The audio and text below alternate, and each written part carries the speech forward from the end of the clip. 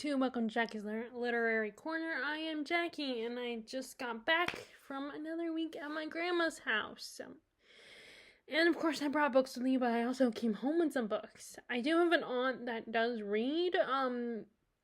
She doesn't read exactly the same type of books that I read, but sometimes some of the books that she does read, I am curious about it, and we both do like historical fiction.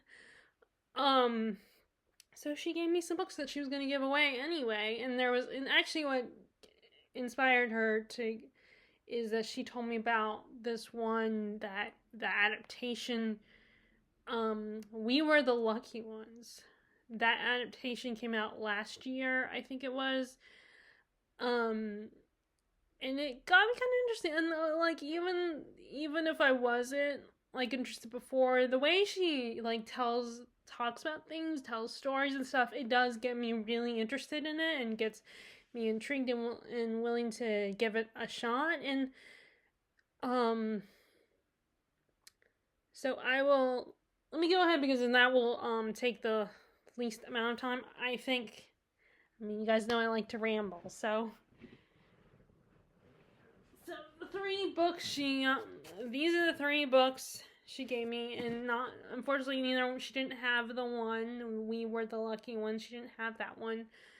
But my mom is going back up to down to my grandma's again, and I'm not going with her that time, but she will be going in. So maybe if my aunt remembers, I might get that book from her. Either that, or I could always get off thrift bookstore somewhere. But I mean, she did say that she wants me to, since she has it, she wants to doesn't want me to have to buy it. So the first one is actually one that I kind of stay away from these types of books, not because they're bad, but because they're a little like, they're very emotional and sentimental books,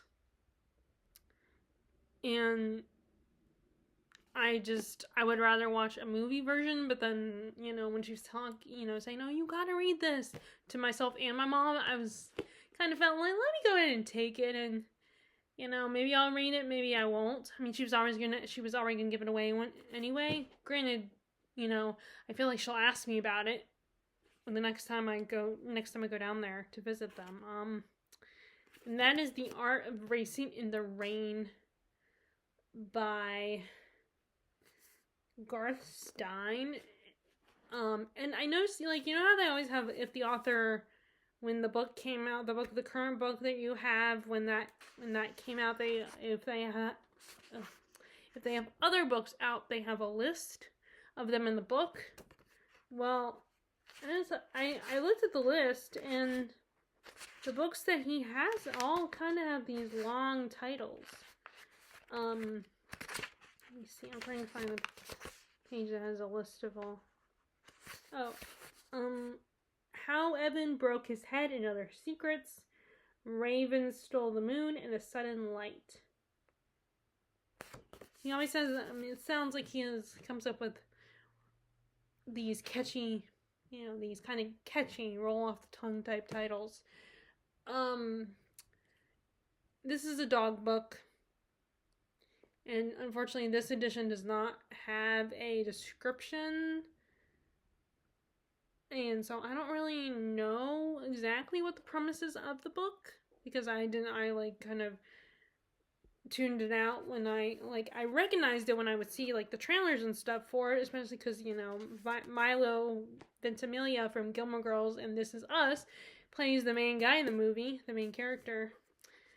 But you kind of have an idea of like dog meets, man meets man, and dog form a bond. And of course, where this is gonna end up, like by the end of the book. Although I did hear about one, I started watching Steve Donahue's videos again, and he recommended a book in one of his videos that I think it's a nonfiction about this woman and her dog, and all the mischief that, I think it was a girl dog, that she gets up to, and their relationship and everything. But he said that this is one of those dog stories where it isn't sad. It doesn't go in a sad direction. It kind of leaves it open-ended. I don't remember what the book was called, but it has a really cute cover because, of course, it had the dog on the cover, so that was cute. But yeah, normally I stay away from these kinds of books because as a dog person, I don't know if I can take it. I mean, I never read Marley and Me, but I did see the movie adaptation. I remember crying in the movie adaptation, so I will never read the book. But I think maybe I'll give this one a shot. Maybe I won't. I mean, like I said, my aunt will probably ask me about it next time I see her. So maybe I'll read it just for that, and maybe I'll read it this summer. And it doesn't look like it's a super long book, so, I do not like these editions though. These these small mass market type editions. I mean, I didn't know they still made these, but, so maybe I'll read it this summer. And then we have, first let me show you this is another one you guys will probably be familiar with. It was talked about a lot on BookTube, and that is Where the Crawdads Sing. This was one that was also adapted, and it was part of the Reese Book Club, so it was one of her books. And yeah, occasionally I will check out, if I hear about it on a booktuber I like and respect. If I hear about them talking about a book like this, then I might give it a shot. If it sounds like a story that I might be mildly curious about. And let me read the back. Okay, I'm just gonna read the back because I personally don't know what it's about. I mean, you guys might know what it's about, but I'm gonna read it and read the back. For years, rumors of the Marsh Girl have haunted Barkley Cove, a quiet town on the North Carolina coast. So in late 1969, when the handsome Chase Andrews is found dead, the locals immediately suspect Kaya Clark, the so-called Marsh Girl, but Kaya is not what they say. Sensitive and intelligent, she has survived for years alone in the marsh that she calls home, finding friends in the gulls and lessons in the sand. Then the time comes when she yearns to be touched and loved. When two young men from town become intrigued by the wild beauty, Kaya opens herself to a new life until the unthinkable happens. So I thought this was South Carolina, a South Carolina story, but I guess it's North Carolina.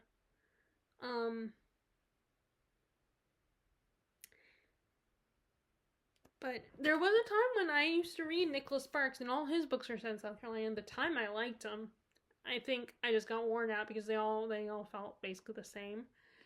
I do think this had mixed reactions. Like, some people love it, and some people, I don't think they hate it, but I don't think they liked it as much as other people did. This is one I'd be more willing to check out rather than, The Art of Racing the Rain. Like I said, I think I might, at least right now, I feel like I'm gonna read it, and so that I can tell my aunt next time I see her, I did read it, and tell her what I think of it.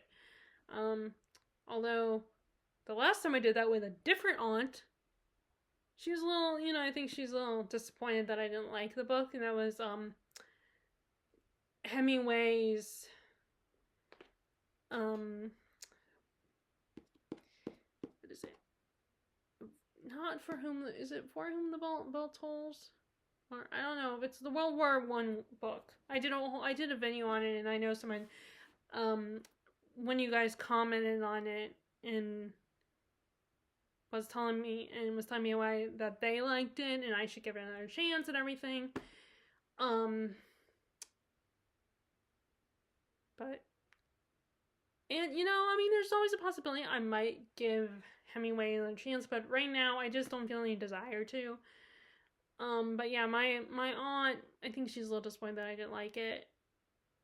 And, I told her why. I didn't like the writing style, and, I didn't really like the main character, and the love story. I didn't care for the love story in there and everything. But yeah, and it was also weird, how she was saying how Hemingway reminded her of my dad a little bit, because, like, the Hemingway's hobbies and stuff. My dad is an outdoorsman. Although I don't, from what he does not have Hemingway's personality, just his, his hobbies. And I guess I can see where they look similar, but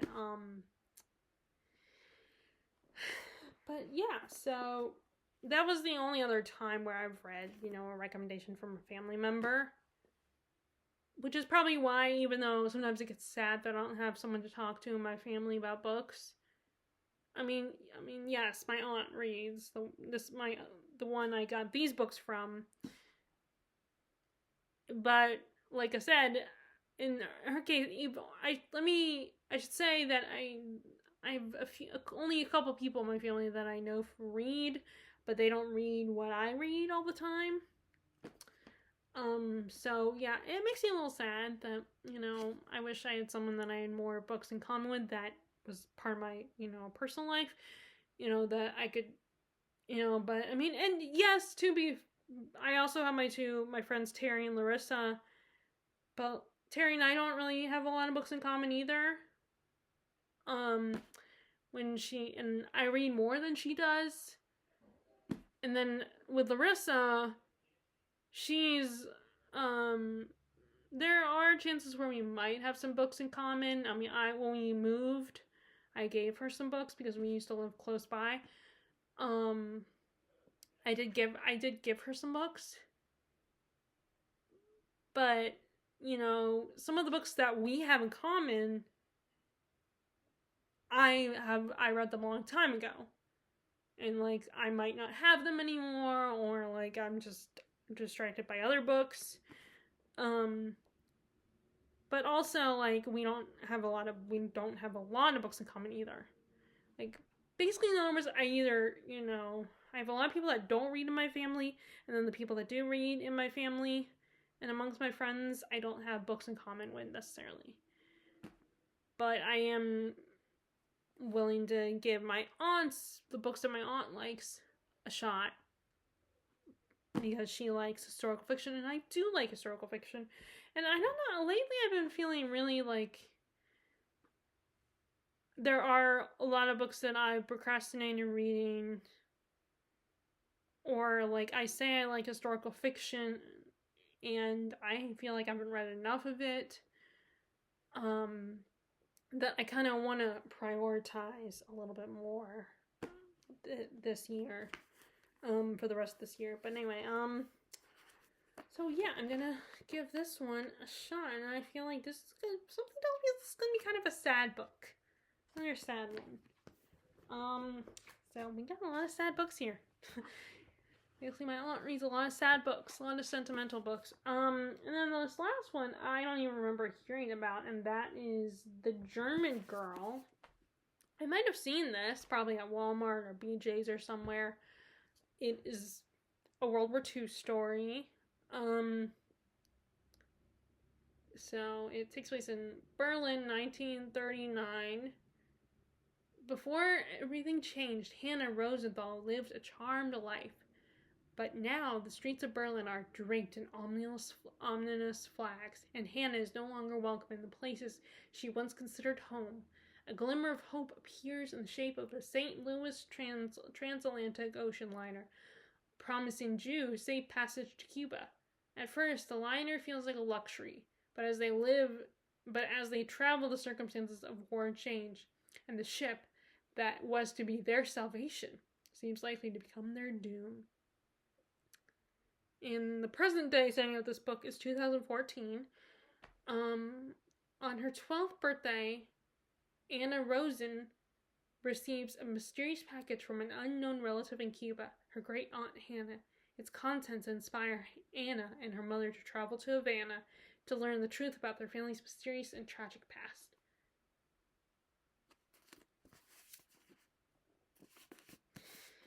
But this one was the one I got most. As soon as I saw it, I was like, ooh, that sounds good. Because I'm always looking for, like, I want to get back into World War II type books. I want to do it slowly. Because, really, I don't think I ever 100% got tired of it necessarily. I just wanted to read other history instead of just World War II.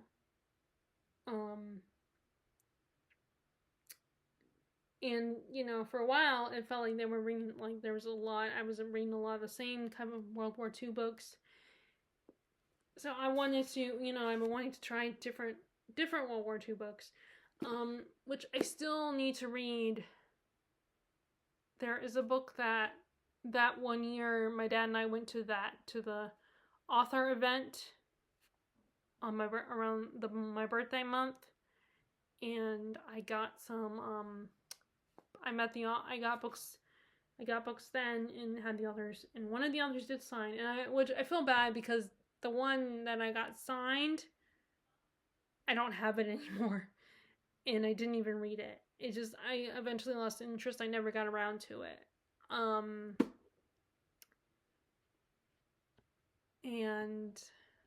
But the other, Enemy Like Me, it's called. Enemy Like Me, I still want to read that one. And by Terry Brown, that's the author's name. And she's a local author in my community. And I want to read that. I still want to read that one. That is from a German perspective, I believe. And I want to talk about, so that maybe I can get people exposed to her book. I just haven't got around to it yet. But actually, now might be a good time to think about that. Maybe like do a World War II, readathon or something. But anyway, so there's that one as well. So those are the 3 books for my aunt. And like I said, the one that she was telling me about was We Were the Lucky Ones, which I haven't got around to yet. Because, she did not have it, so she didn't give it to me, but maybe she'll give it to my mom when she goes back down there again and give it to me, and my mom will bring it home. But anyway, there's those 3 books. So the books I ended up bringing with me, I brought four books with me, including my Kindle. So on the way to my grandma's, I read Blackwater. I continued with Blackwater, and actually something happened in the book that I was not expecting to happen at that point. I was thinking it would happen later in the story, but I mean, it's pretty far into the story. It was like, I was kind of surprised that this thing happened already in the book. Like, I was thinking it was gonna happen like later in the book, like the climax or something. So a lot is going on in the story in Blackwater right now. Things have changed for the characters in the story, and lots of family drama. And so I'm trying not to spoil it, but oh my god, so Eleanor had 2 daughters. One of them was one that she gave to Mary Love, because Mary Love was not letting Oscar and Eleanor, move into the house that she bought for them, because she wanted to keep Oscar close, and she's kind of a very, the patriarch, not just of the family, but of the whole, almost of the town. Like, everyone has to answer to her, and her and Eleanor are kind of fighting for power. And she does not like Eleanor. She still doesn't trust her. And she kept the house. Like, she bought it for them and kept making excuses on why they couldn't move into the house. It's like, oh, I gotta, it's not furnitured yet. And just was like, and Eleanor kept, finding ways to, it was a very push and pull. And finally, Eleanor was like, gave up her first child, Miriam, to Mary Love. Like, Mary Love and Oscar's sister, which is very confusing because her name is Sister.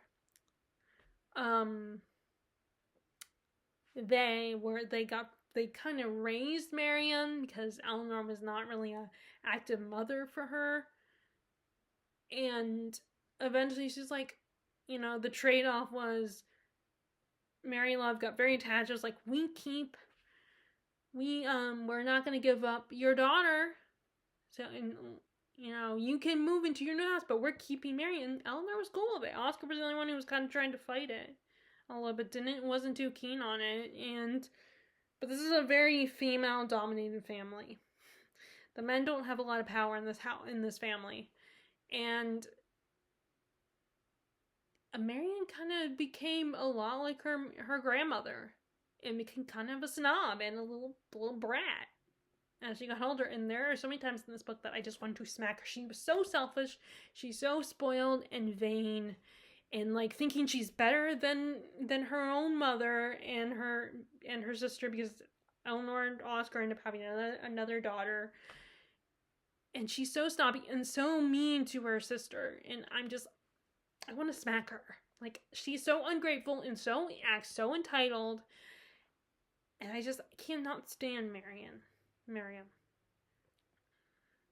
And it's just, like, I guess she is such a little brat. And, like, you have her sister, Frances, who's much more appreciative and very meek and timid and a little more, a little more naive and a little more fragile and just a kinder person. Doesn't think she's better than anyone. In fact, she thinks, that she is beneath everybody else. And, she just wants to have a relationship with her older sister.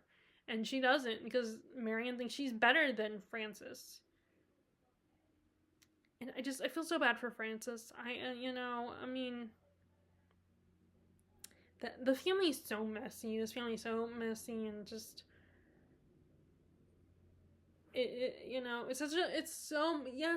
at the root of it is a horror. There's a horror element to it, but it's also just a family drama. Which reminds me of Stephen King. Although his horror elements are a little more upfront. While this one, Blackwater, is a little more subtle with the horror stuff. It's like sprinkled throughout. And actually, the author, Michael McDowell, co-wrote a book with Stephen King's wife, Tabitha. I saw that at the bookstore. I didn't buy it, but I did see it at Gibbons. And I think I've seen it at Walmart, too. So I think it's a fairly new book. Or it's not that old. But yeah, I thought that connection was kind of cool, that Stephen King's wife, Tabitha, wrote a book with, the Blackwater author. So I'm on that one right now. I'm still making my way through it. I just finished part 3, so I'm on either part 3 or part 4. Actually, no, I think I don't know, I have to look. I did actually was like feeling the desire to start reading Gravity's Rainbow, but I didn't get very far into it. I only read like a couple pages of it, because it was kind of hard to concentrate on it. And while Blackwater, I'm very far into it, like part 3, and the writing is very simple and easy to follow and to get into. I'm already like immersed in the story, so it was a lot easier for me to concentrate on that one. I mean, there were still distractions. Like, my mom and dad were listening to Nick Viall again, both on the way to my grandma's and on the way back. And that has a habit of pulling me in, because sometimes the stories, what they talk about all those reality shows, and then he has a, question and answer thing where people can call in with problems about their relationship, and he gives them advice, and sometimes unfortunately, yes, it does pull me in a little bit. I am a little intrigued about the drama with these people. And at least this time around, I've been a little more relaxed. I make sure that I try to sleep with my mouth open, so I'm not grinding, because then that gives me a headache and my jaw starts to hurt, so it makes me cranky on the ride there. So anything will irritate me in the car, and of course you're in the car for 3 to 5 hours, and it's uncomfortable. But anyway, so I try to make sure I don't have a reason to be cranky, and then I can, I'm okay, and I can just like be whatever about that. I have to hear their talk radio. Now, as far as physical books go, okay. I have been still decided to go ahead and bring this with me, Dombey and Son. And it's kind of hard to talk about this one because I don't want to spoil it. But, I'm trying to think of what I could talk about that won't spoil too much. I mean, all I can say is Mr. Dombey is still kind of pissing me off right now. Just the way he's acting and just acting like it's my house, my rules, things have to be done my way. Like, he gets married again, and his new wife Edith forms a relationship with Florence, and they become very close, and he doesn't like it. He also does not like how she's kind of spending his money, and he's like, well, it's my house, my rules. And he's like, it kind of pissed me off how he's like, I'm just thinking, you got married, you're sharing your household now, you're sharing the money. I mean, I don't know specifically how she's spending it, but I would assume she's not spending it too recklessly. Like, and just, she is trying to be there for Florence, seeing that she never gets any love from her father, and that she's just ignored and treated like she's a nuisance, that she's something he's stuck with, like she's a pet or something that he has to deal with. And it's like, she needs that. And he's trying to take that away from her by making his wife submissive to him, which, thank God she doesn't seem like the type that will easily,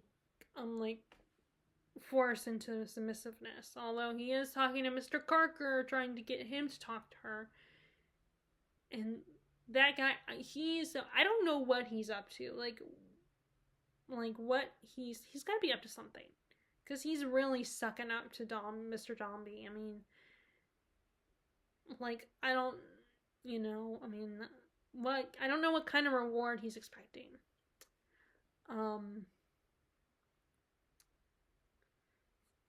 But yeah, I feel so bad for Florence, because she just thinks it's her. She continues to believe it's her fault that her dad doesn't love her, and that her new stepmom and dad are not getting along. Like, she blames herself. I'm like, no, honey, it's not. Your dad's an ass.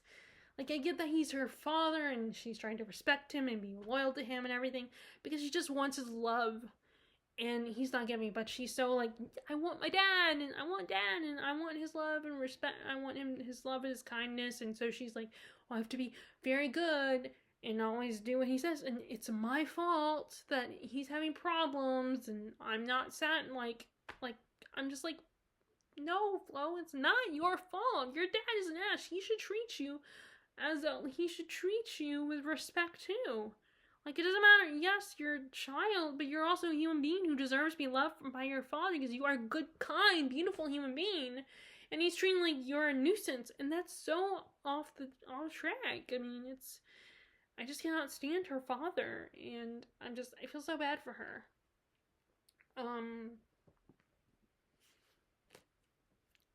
But yeah, so I feel like it's kind of hard to really talk about this, because, I keep putting it down and then picking it back up and making some progress, and it's a long book, and, so much happens, and I just, with longer books, 500 plus page books, I will put them down for weeks, months, and years at a time, and then pick them up again, and sometimes I don't remember things, because especially because so much will happen that happened last time I read it, and but I still absolutely love reading Dickens books. They're fun stories. He creates such fun, exciting characters, and yes, they're exaggerated. Maybe they're not as realistic, and he's not a realism type author, but he does talk about the issues that were important to him at the time. Which is nothing new. I mean, people do that. Authors do that today.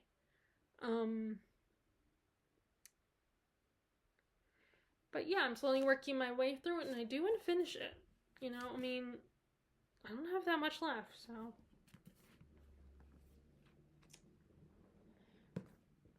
Okay, so then I also continued making my way through The Three Musketeers while we were there.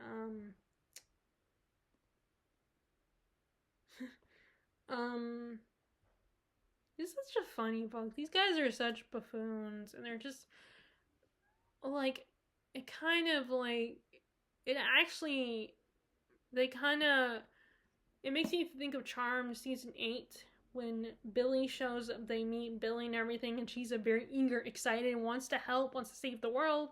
Also, is trying to, save her sister who was taken from her, and she's so young and just is eager to use her powers and everything, and she's so excited. So I feel like you have our main character D'Artagnan, who is this young eager boy. He wants to be a musketeer, he wants to do his father's proud, and but he's young and impulsive, just like Billy was in Charmed season 8, and a little reckless and a little too overeager. And then you have these veterans who he admires and looks up to and respects, just as Billy looked up to and admired and respected the Hollowell sisters, the Charmed ones, and is eager to and wants to be the hero and wants to help people, especially their loved one. And you have these tired veteran fighters who are like, they'll do their job, but they're also tired and want to be lazy and just want to be selfish for once, and just are just tired. And currently it kind of made me think of, and you have where D'Artagnan's the woman he's in love with, Constance, gets kidnapped, and around after he just got back from delivering the Queen's message to her lover, the Duke, the Duke of Buckingham, who is the Prime Minister, and he's told that he should bring his four other guys. So he brings his new friends, the other 3 Musketeers, Aramis, Athos, and Porthos. He brings them along, and then along the way, they get distracted. They get attacked, and he's forced to. D'Artagnan is forced to leave each one of them behind. So he finally gets back. He delivers the message safely. Everything works out, and he comes back and everything, and he gets back, and he has to go, after he's taken care of that and all that, he has to go find his friends again. And he's finding each one of them, and they're kind of like, you have Porthos, who's he's just sitting there chilling. He got injured, and he's sitting in the hotel, getting all the food and stuff he wants. He's being lazy, and he's just tired, and he just wants to chill and relax and do whatever he wants. And then you have Aramis, who is just wants to decide he's ready to retire. He's ready to retire. He wants to go back to the priesthood. And of course, D'Artagnan doesn't understand. He humors Porthos, but he does not understand Aramis at all, and his wanting to go back to the priesthood. He's not getting that. And he's also at those home, he's worried about his girlfriend, his own, the woman he's in love with, Constance, who, by the way, in the movie, I'm only familiar with the Disney movie, and then the one that came out a few years ago with Logan Lerman, and I did not realize that Constance was married. I did not realize that she was married to someone else. So I was kind of surprised by that reveal, that she was actually a married woman. Granted, the guy is not. He's actually D'Artagnan's landlord, and he ends up turning, after he ends up kind of turning spy for the Cardinal Richelieu. And he's not a malicious guy. He's just kind of he's very submissive to his wife a little bit. And it's one of these things where you're kind of he's not that bad. Yes, he turned spy and everything, but he's kind of just, because he's naive and he's a little too trusting. So his worst crime is naivety, that he doesn't know better, and his wife just doesn't love him. So I kind of feel bad that she's kind of flirting with D'Artagnan, and I mean, not seriously flirting, but she definitely likes D'Artagnan better than her husband. But yeah, I kind of, especially after reading this one review that said there were, was very critical of the characters and was like, we're supposed to be rooting for these guys and they're kind of assholes. So I kind of expected that in the book there would be things in here that would make me realize that they're not so heroic. But I'm also not like, how dare Alexander Dumas trick me? I don't think he, I think it's just like, this is a funny book, and a very funny book, and it's like, I don't think it's a very serious, it's completely different from The Count of Monte Cristo.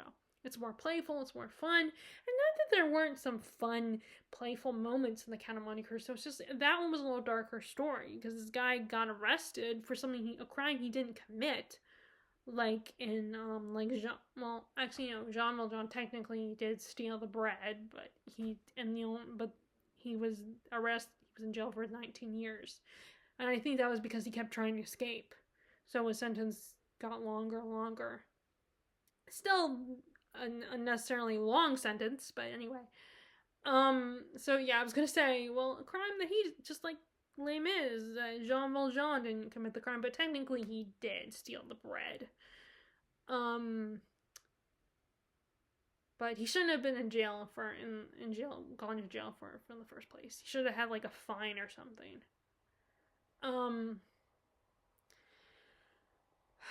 But that one, and it's a war crime. So it's not just like a silly petty crime. It was a war crime that he was convicted of in The Count of Monte Cristo. And he wants revenge. These guys basically ruined his career was on the up, and he was doing great. He was going to get married and everything. And they basically ruined this guy's life. So it had its funny moments, but it was a little more dark and serious. And wow, this one is a little more lighthearted. It's an adventure story. It's fun. I think the later, there might be the later ones might be a little more serious and dark. At least I think so. I don't know. I haven't read them, but going by the movie adaptations. Or one adaptation, I should say. But yeah, this is supposed to be lighthearted and fun and silly and boys being boys, which, yeah, I'm not saying there are times when saying boys being boys isn't just an excuse to let them get away with stuff, but, I mean, it's supposed to be a lighthearted story, and back, it was written in a time when they probably were considered heroes at the time, and even if they were doing stupid shit and being assholes. But yeah, I mean, so I still am enjoying it, even if there's stuff that these guys do that I'm just like, it's just like, really? You're supposed to be the heroes? But anyway, so that's where I am with that one. And then I decided to read Empire Falls. This is one of those books where I saw the miniseries that was created for it a long time ago, starring I looked it up to refresh my memory. Ed Harris, that's his name. Ed Harris. Helen Hunt is in it. And there was another actress I recognized in it, and there were a couple actors in there that I recognized. And then I already forgot the name of the actress who plays the little girl. Both her and her sister did Disney Channel movies, and then they both kind of got away from Disney Channel, which was probably good. Definitely good for them to get out of there, get out of Disney Channel and do more adult stuff. Or I should say more mature stories. But anyway, this is one of those small town type stories. And I've just always kind of been intrigued by it. I tried it once before to read the book, and I kind of lost interest. So I saw it there the other day, and I always looked at it and think, I'm still kind of interested in it. So I finally decided to give it another shot, and I bought it. You guys probably saw the book haul when I bought it. And I started reading it, and we have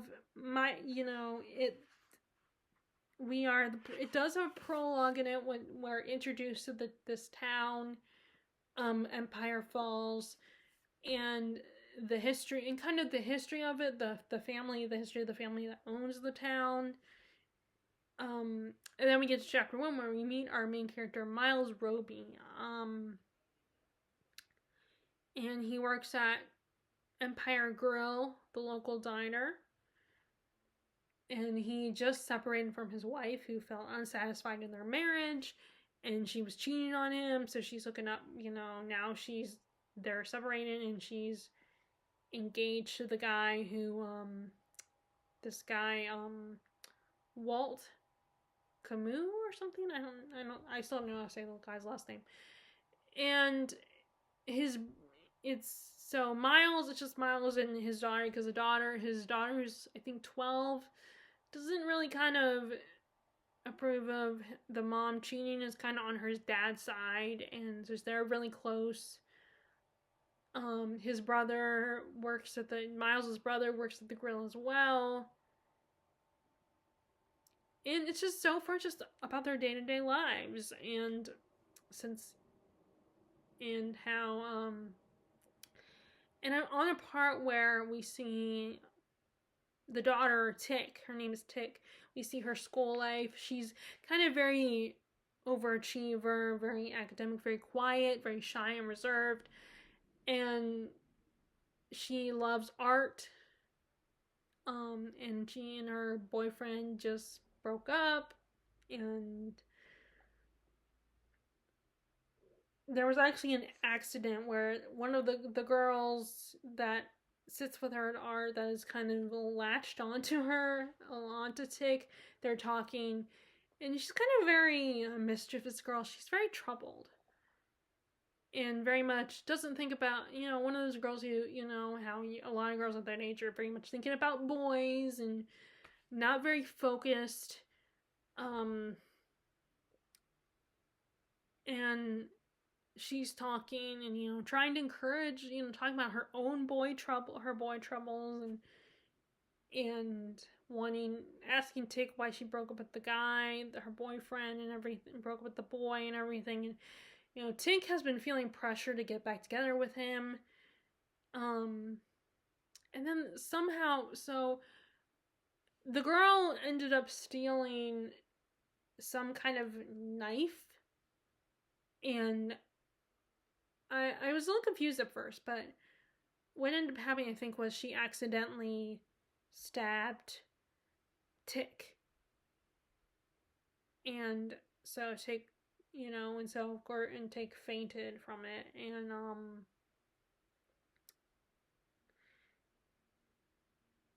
And that was the last part I read. She with, at least in that part of the book. Meanwhile, you have, which, by the way, the art teacher sounds like she just doesn't care. She doesn't pay attention. Our teacher, she doesn't seem like a very great teacher. I mean, granted, I get it. Sometimes it probably is hard to pay attention to a group of 24 kids. But she definitely gives, I get the impression from Tick that she picks favorites, and then just dismisses those that she thinks aren't worth her attention. Which is Tick's table, because they're divided into tables, which is actually how my art classes were. I was okay in art class. I remember I wasn't the best. I mean, I did the work. But I don't think I was very good. And then with Miles' story, right now he was asked to paint the local church. But he kind of has a fear of heights that he didn't have as a kid. So he's a little hesitant to paint it. And I know that he has been hanging out with one of the priests, the younger priest. You have the older priest who has the beginnings of dementia, and then you have the younger priest that he's hanging out, And there's actually a scene where the older priest accuses his mom of being basically a hoe. um, and that's actually, I think, when you have dementia, this, I mean, I don't know a lot. I've never done a lot of research. I've never read anything about it. I just know my experience with it with my grandfather when he actually, not dementia, was Alzheimer's. Um, so I think the older priest might have Alzheimer's. I think dementia is like a lower scale form of Alzheimer's. I mean, it's not actually, no, it's not Alzheimer's, but it's kind of like your memory starts going, you know, which this happened to I think happens to everybody, when they get older, so you start forgetting things. So it's not Alzheimer's, but it's not just occasionally forgetting something. It's, you forget a lot, and, it's, um, but yeah, so the priest kind of, like I said, the priest accuses his mom of being a hoe, basically, and because his memory is not very good, and he, like, sometimes he's kind to Miles, and other times he kind of is like, I know all about you. I know the kind of person you are. But yeah, with Alzheimer's, it kind of is interesting what again, like I said, I haven't done research. I don't know what it was for everybody, but from what I saw, it can kind of make you become a complete opposite of who you were before. Like, if you were a nice, kind, loving person before, all of a sudden you could potentially become agitated and mean, and that's how my grandfather was. He was a very loving person, very kind. He just, but when he got Alzheimer's, he lost his temper, and my grandma eventually couldn't take care of him. And my other grandma, who does not have Alzheimer's, but she has, I think she might have dementia. She's, even though she doesn't have Alzheimer's, she's actually, I mean, she still has her moments of being very mean. She was a mean person, and she actually, but all of a sudden but this also might just be because she's a very moody person, like, can change her mood on a dime. Like, women, she can be very nice to you, and then the next. But it's just very interesting. So that was kind of like the priest. I don't know if he was a nice person before. I think it'd be not surprised that he was probably a nice, kind person before, and now he's like very, he can snap at people and be really mean. Like I said, I'm not an expert on it. It's just from what I've heard. I think that's how it is when you get Alzheimer's. But like I said, I don't know. I'm not a doctor. I don't have a lot of experience. I've never done the research. It's just, that's my what I have heard. But I do like stories about small towns, and it's kind of funny that now I technically do live in a small town. Now it's not as close knit as, like, Stars Hollow from Gilmore Girls, but I think it being a Stars Hollow being a TV show about, it's done on purpose like that, to make it even smaller, where the people in the whole community are very close. Like, in my small town, we do not have, like, meetings and town meetings or anything. And I don't know people that personally. Like, people will recognize me at work because I work at a grocery store, but anyway. I do like stories about small towns. And I'm really liking it so far. And my bookmark is, I'm using my Gilmore Girls bookmark. One of them. But, yeah, so.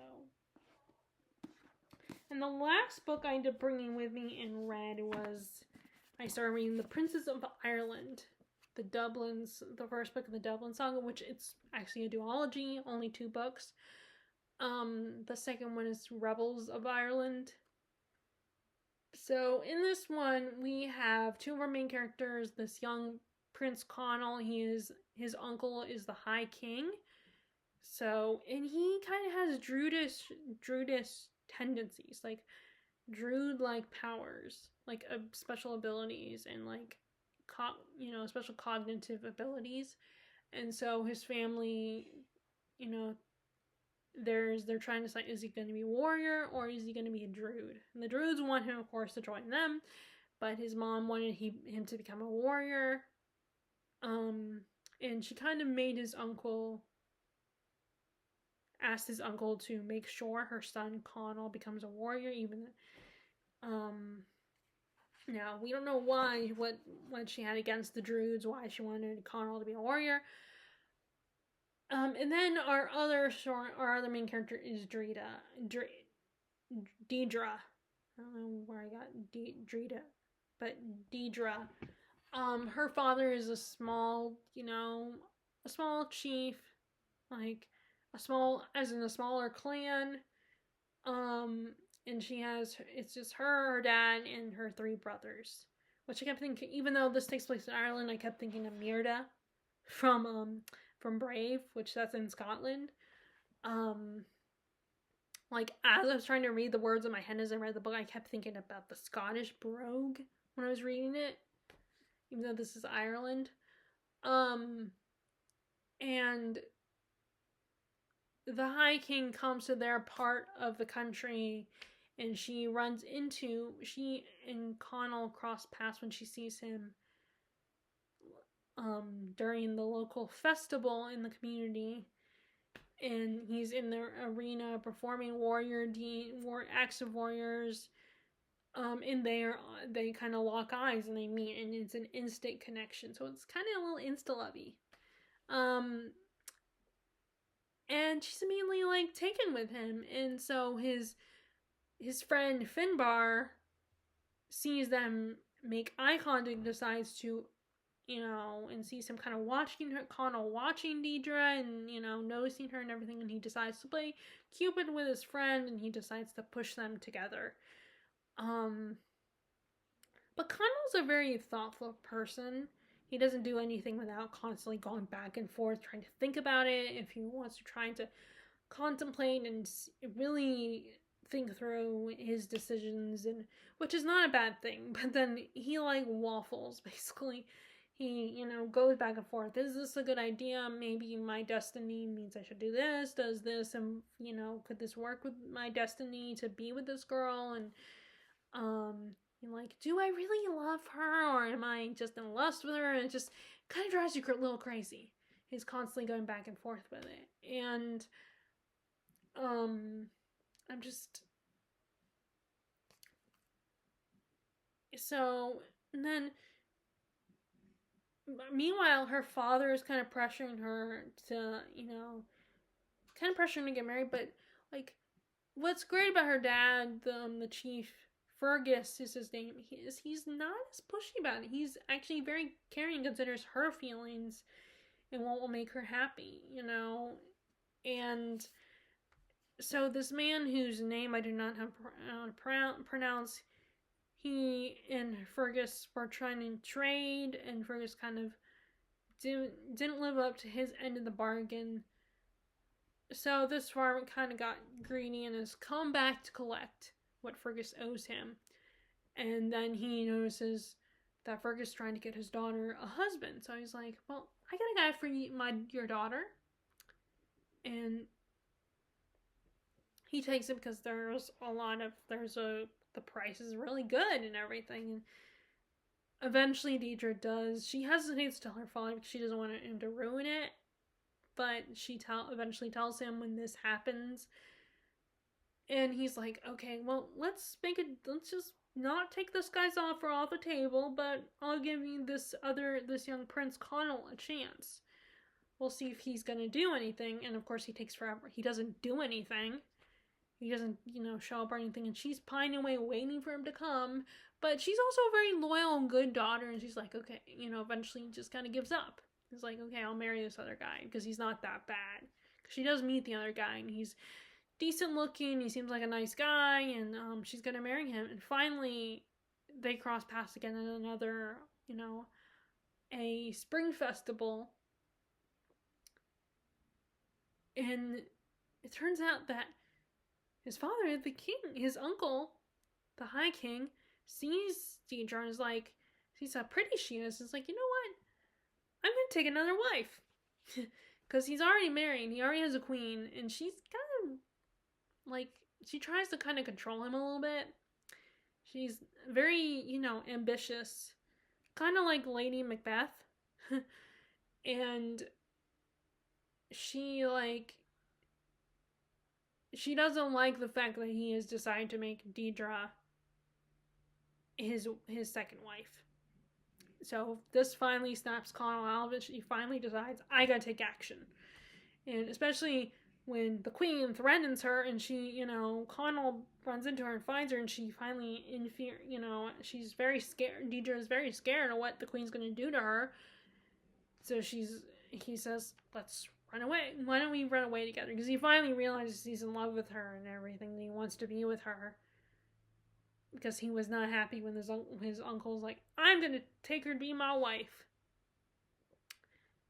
He did. The High King did ask Connell, and he tried to be like, oh, no, I'm not interested. So it's kind of his own fault, But his uncle could have, his uncle clearly did not pay attention to his nephew. And what his nephew wants. And now they're like, and now, of all things, he's like, find the girl, bring her back, and I'm going to have you kill my nephew.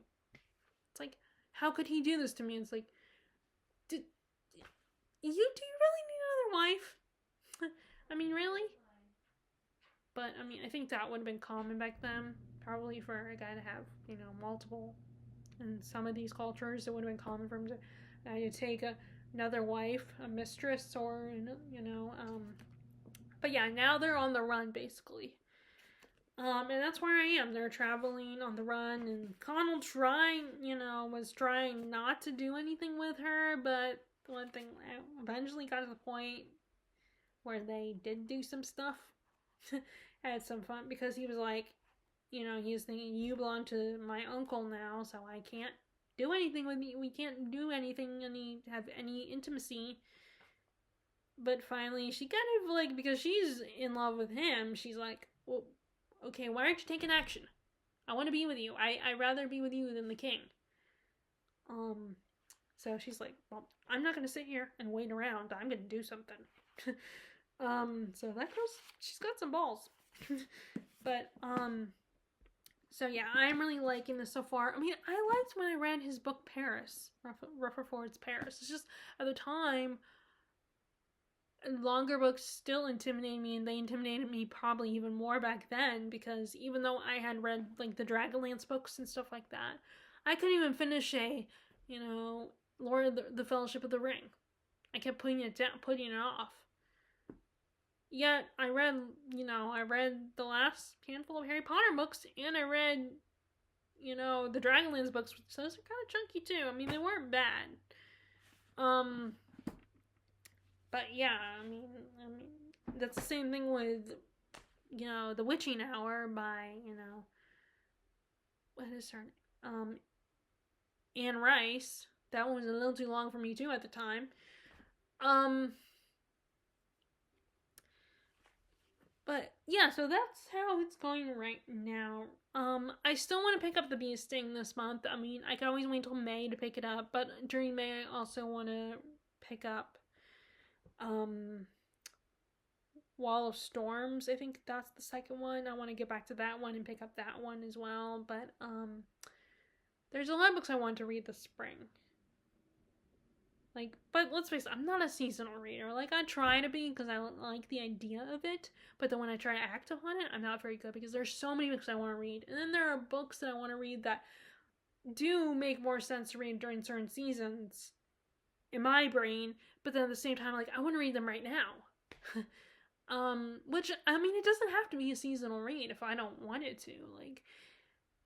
It's just, the only reason is, again, I like the idea of seasonal readings. It's just actually doing it and reading books seasonally I'm not very good at it. I do feel like Three Musketeers is more of a spring read, just because it's such much more lighthearted and fun and adventure. It's not a very dark story. While I think The Count of Monte Cristo could be both a summer read and a autumnal read, because I'm thinking longer. I explained this when I did a book of picking books for seasons last year. See, last year or in 2022, I cannot remember when I made those videos. But, my logic for Count of Monte Cristo being a summer read is because the days were longer. So you had more time to read, more hours in the day to read, more daylight. But I also understand, like, Scally Dagging Along responded to my video and about that, and I think she had said that she doesn't, for her, Count of Monte Cristo is not a summer read. So we did kind of discuss it a little bit in the comment section. I think that's who it was. But, and there are books that I can understand why people would see them as more autumnal reads, because either school books that kind of have a school setting, like an academic setting, or books that are more like, ghost stories and, monsters and, thrillers, like serial killers and all that. Like, yeah, those feel more like autumnal winter reads. But, so yeah, there are some books that I do think, they're more for the autumnal season. But I do think summer, thrillers can be summer reads too.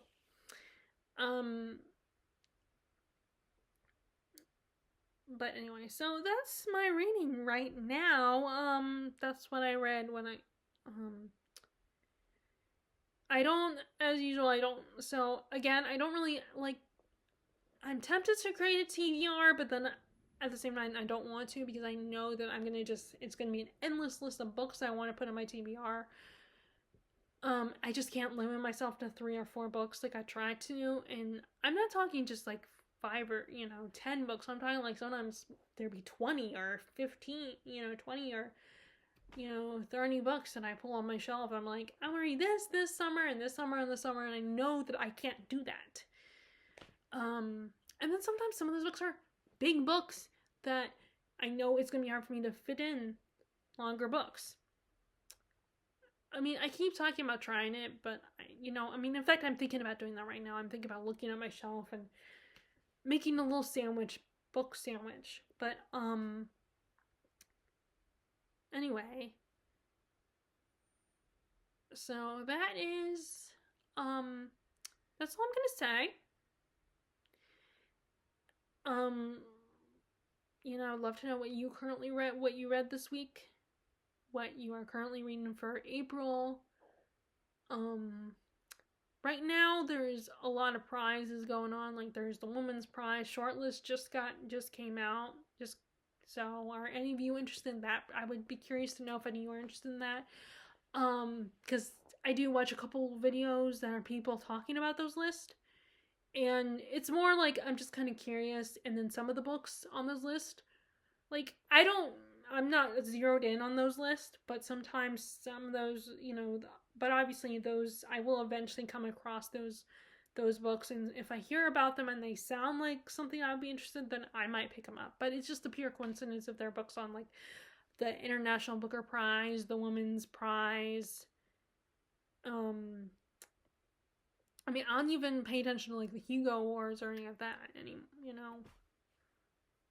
But I'd be curious. Are you one of those people who pays attention to those prize lists? Have you read any of the books on those lists? If you are familiar with the ones that are on there, I'm kind of curious. So I hope you are enjoying your reading, and I will talk to you all later. All right, bye.